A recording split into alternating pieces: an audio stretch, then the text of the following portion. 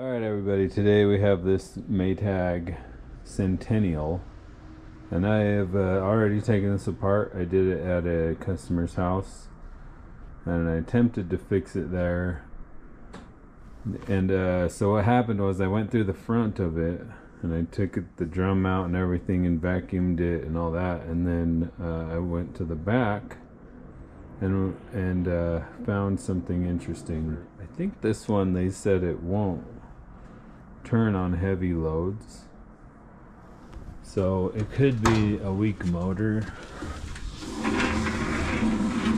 I just basically cleaned the bearings and that might be the cause of it. I don't know if I'm gonna actually fix this one or not, but so I just ended up selling them one of mine. But if it does have a weak motor, then it's probably not going to get fixed. But let's take apart the back and I'll show you what I found.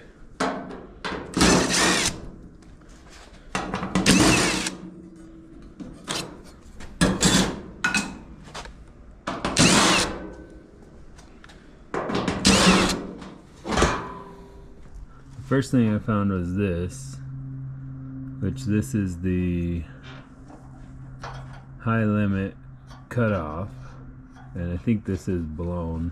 I don't remember if I checked it or not. I didn't put these screws back in because I knew I was going to be taking it apart again. So let's check that out.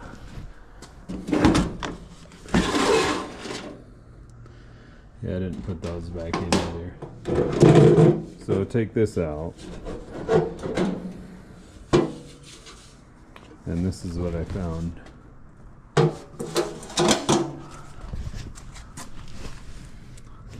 So this is, 90% blocked, and this is pretty solid, massive lint here. So I explained what I found to her.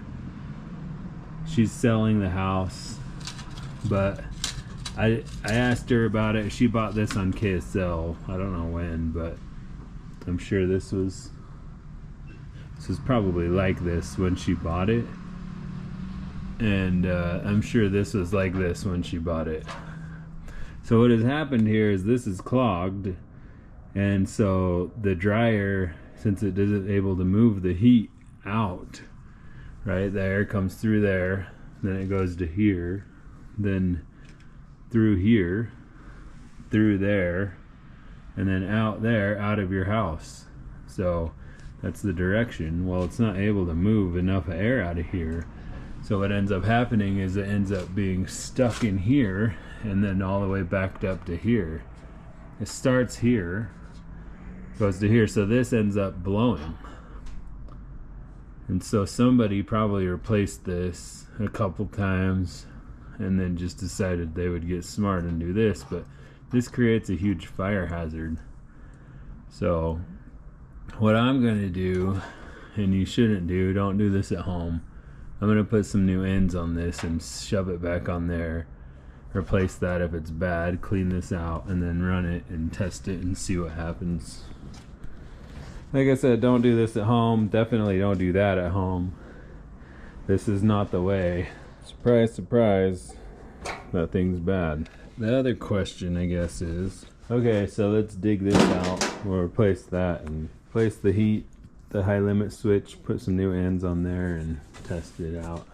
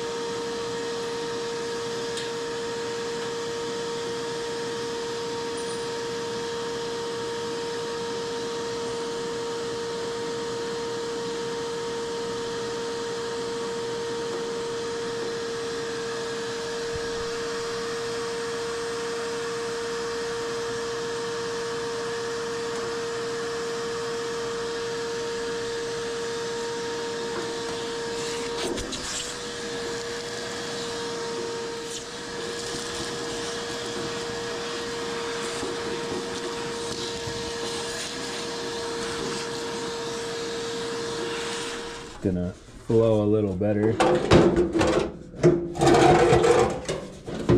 And my door's open. Now let's get this wire nut off here. You know, you see all kinds of stuff like in the world.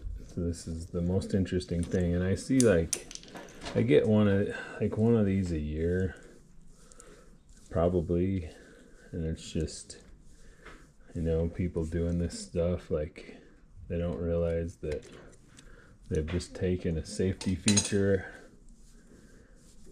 Don't realize or don't care, I don't know which, but you're taking this safety feature out of this machine and potentially making it unsafe to operate. For what? You know, a couple $100 on a service call? You're gonna burn your house down? You know what I mean? I mean, it's the unfortunate reality of this situation right here. Or what? A new dryer, $1,000? You know, the reality is it's just not worth it.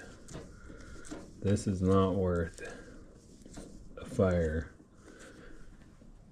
And like, I know that's like probably not going to happen realistically, but we're gonna have to start over with this one. But it is possible, so you're gonna take that risk? Like, I wouldn't.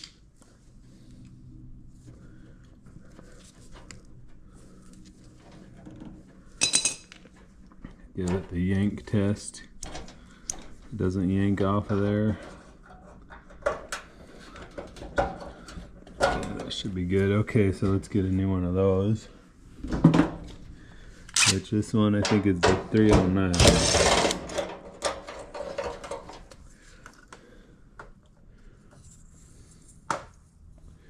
309 Fahrenheit. I've got too many machines in here right now, so I do need to clean up a little bit here. You know, maybe it's not the best thing. I don't know, maybe it is. Well, test it out. She said she would put in a big load and the whole thing would would kind of skip or wouldn't run.